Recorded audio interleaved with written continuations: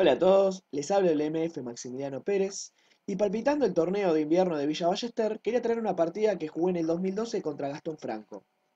La partida comenzó con C4, G6, caballo C3, alfil G7, G3, caballo P6, alfil G2, enroque, y aquí es cuando se define qué apertura se va a seguir. Si juego D4, con D6 transpondríamos un inde de rey, y si me jugaran C6 y D5 sería una Grunfeld. Pero yo me mantuve dentro de los caminos de la variante inglesa. D6, E4.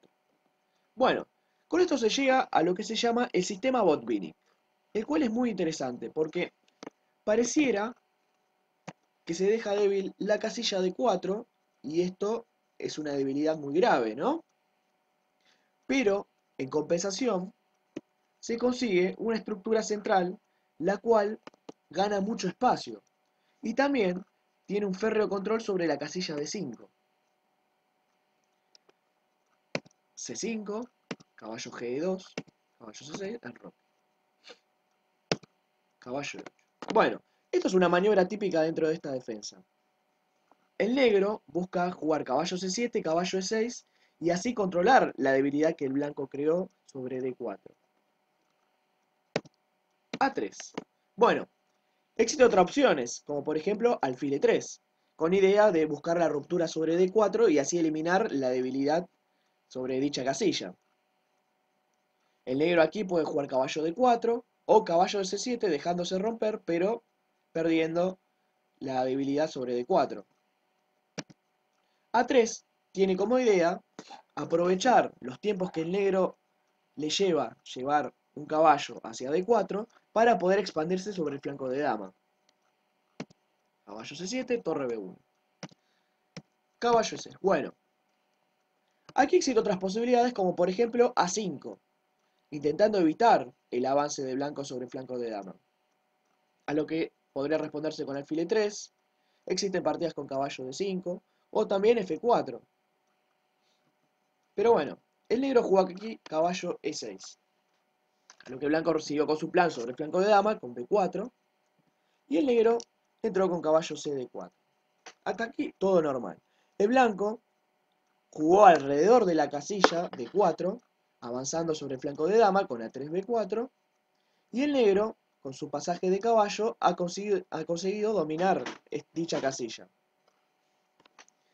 Es interesante notar que uno de los planes principales de la Botvinnik es, una vez que el negro ha conseguido dominar la casilla de 4, presionar sobre este punto para conseguir ventajas espaciales o, luego de los posibles cambios, que esa casilla sea ocupada por un peón, lo cual no sería favorable para el negro.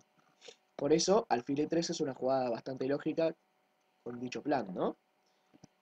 B6. Bueno, aquí es cuando viene el primer error por parte del negro y es el que lo empieza a poner en aprietos. B6 es una jugada dudosa. ¿Por qué es una jugada dudosa? Muy simple. El blanco tiene idea de jugar F4 y F5 y también expandirse por el flanco de rey. También con esto se debilitaría el control sobre la casilla de 4, ya que se expulsaría el caballo de 6. Para evitar este tipo de planes, el negro tiene la posibilidad de jugar F5 en algunas posiciones. El problema de B6 es que ya no existe la posibilidad de F5, al menos momentáneamente. ¿Por qué? Porque luego de F4, F5 es imposible debido a la toma y a que la torre de A8 ha quedado colgada. Entonces F5 ahora perdería material. Entonces, al no poder en este momento jugar F5, el blanco ya se asegura poder jugar F5 él y ganar espacio también sobre el flanco de rey. Alfil B7, F5. Bueno, se ha logrado un ataque interesante sobre el flanco de rey ya, y al mismo tiempo debilitar el control sobre la casilla de 4. El negro jugó caballo por E2, caballo por E2 y caballo de 4. Caballo por D4 C por D4, y como vemos, el blanco ha logrado su objetivo, el cual era que la casilla D4, o sea, la debilidad que se había creado, sea ocupada por un peón. Es decir, que ya no es debilidad. Alfil G5. Bien.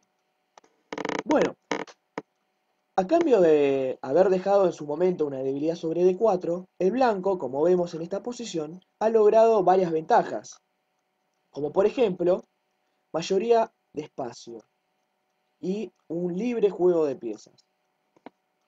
Por ejemplo, existen acá planes como G4, H4 o H5 para tirar todos los peones sobre el flanco de rey y generar un fuerte ataque.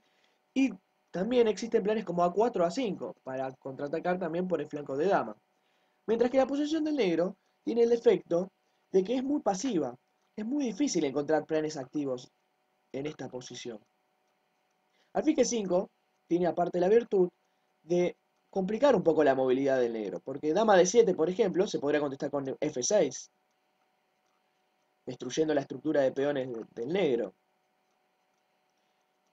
Entonces es complicado ver qué jugar con piezas negras. El segundo jugador jugó H6, lo cual expulsa al alfil y me permite desarrollar la dama de D8, pero tiene el inconveniente de debilitar el flanco de rey. Luego de alfil D2, la casilla G6 es un motivo de ataque. Luego de rey H7, dama G4, el blanco ya comienza a mirar el punto G6. Bien, acá vino G5. Esta jugada es mala debido a que crea muchas debilidades sobre casillas blancas. Aparte, no responde a otro axioma dentro del ajedrez, el cual es no avanzar los peones del enroque. ¿Por qué no tenemos que avanzar los peones del enroque? Porque esto genera lo que se llama punto de contacto. Los puntos de contacto son lugares en donde el otro puede generar una ruptura. Por ejemplo, en este caso, como jugó el blanco, H4.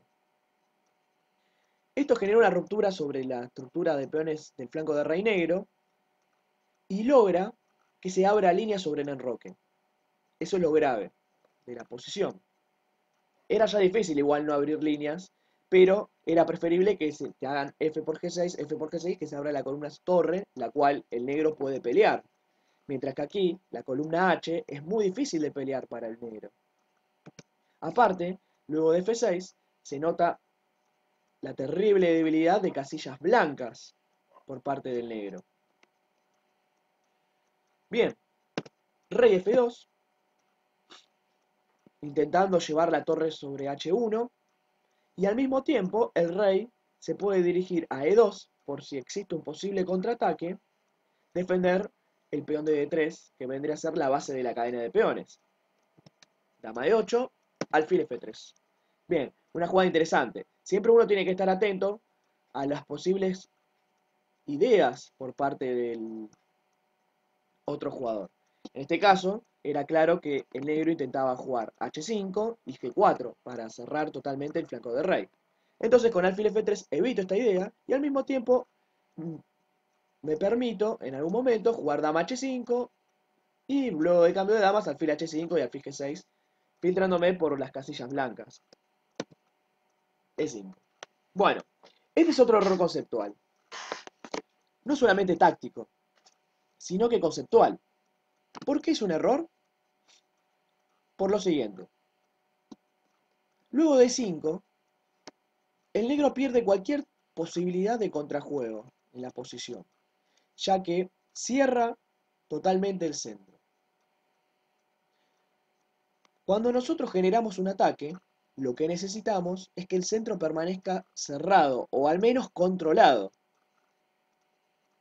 ya que si existe alguna ruptura central, esto me obligaría a perder tiempo y prestarle atención a las posibles amenazas del rival. Pero si el centro está cerrado, los ataques de flanco, como el que está llevando aquí el blanco, se hacen cada vez más fuertes, porque no hay ninguna preocupación, ningún tipo de contrajuego.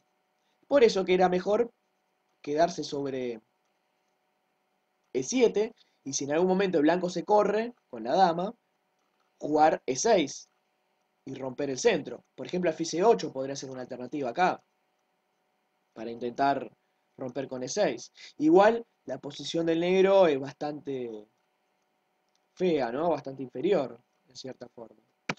Pero luego de 5, el ataque blanco se lleva solo. Yo acá juego torre H1. Realmente era mejor F por E6. Objetivamente era lo mejor. En la práctica es difícil hacer este tipo de jugadas debido a que a uno le da miedo un posible contrajuego con F5 o alfil C8.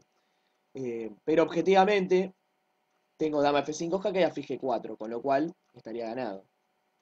Pero bueno, preferí por concepto jugar más práctico y no cederle ningún tipo de posibilidad a mi rival con torre H1.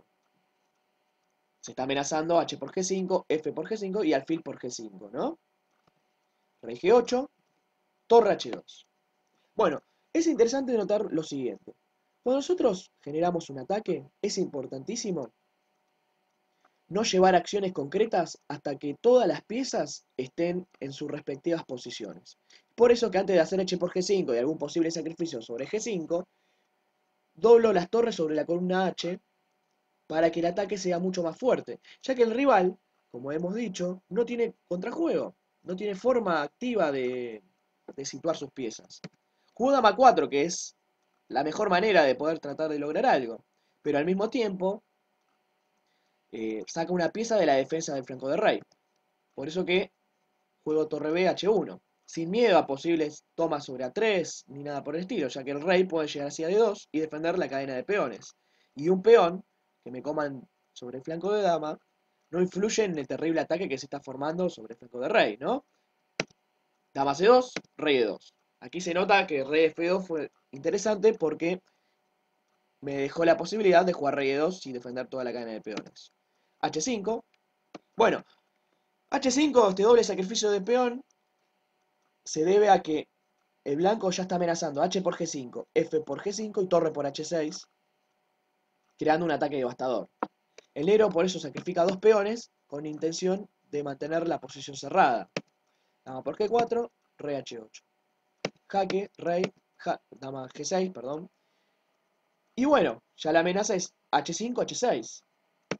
Por eso, única jugada alfil C6, H5, alfil E8, dama, rey F7, H6, sepultando en vida básicamente al alfil de G7, luego del alfil H8, jaque, rey, jaque, alfil F7, y luego de alfil H5 la posición del negro ya es desesperada, debido a que tiene la torre y el alfil atados a la defensa del rey. Podría existir planes como G4, G5, o si no, el plan que utilicé yo, el cual, luego de torre C8 es torre C1, dama B3 y torre HH1. ¿En qué concepto me basé para lograr estas jugadas? Muy simple. Vi que el alfil de D2 está en una buena posición ya que está defendiendo, el alfil H5 y la dama H7 presiona sobre F7 y las únicas piezas que no jugaban eran las torres. Entonces pensé, ¿cómo puedo hacer para activar mis torres y generar un ataque aún más fuerte? Se me ocurrió que la única opción era abrir sobre el flanco de dama. La jugada es A4 y A5. Entonces, con torre C1 y torre HH1, lo que intento hacer es pasar las torres para el flanco de dama, así me puedo filtrar por ese sector, ¿no? A6. Bueno, interesante notar acá que con torre HH1 me baso en el recurso táctico que si dama por A3, torre A1, cuando me corro, torre por A7 jaque. A6, G4, manteniendo la defensa, dama 2, A4. Sigo con mi plan de la ruptura 5. Bueno, dama B2, torre B1, dama C2, torre C1, dama. Y es interesante notar que cuando tengo la mejor ubicación de las torres, ahí es cuando genero la ruptura, no antes. Están mejor ubicadas las torres ya que si el negro toma sobre A5, tomo sobre A5 y gano la columna B. Y si me juega B5 como en la partida, puedo tomar y abrir la columna C. Torre acá, torre por, y acá decido con la jugada más práctica que es dama por F7, ganando el posterior final.